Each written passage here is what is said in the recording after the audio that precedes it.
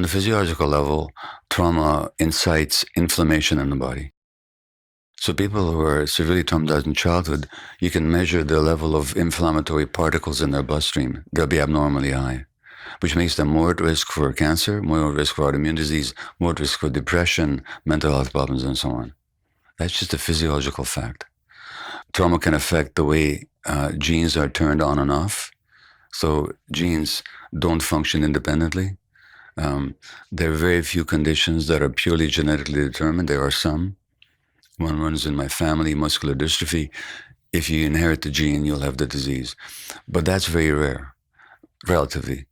But genes are turned on and off by the environment, so the wrong genes can be turned on and the right genes can be turned off by trauma.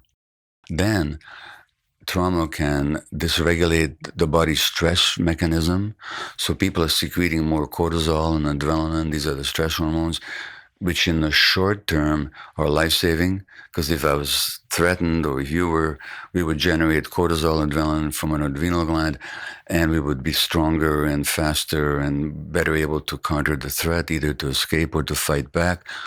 But in the long term, those same stress hormones thin the bones, create more clotting in the blood, narrow the blood vessels, elevate the high blood pressure, elevate the blood pressure, you get hypertension, suppress the immune system, put fat on your belly, creating higher risk for heart disease, makes you depressed, ulcerate your intestines.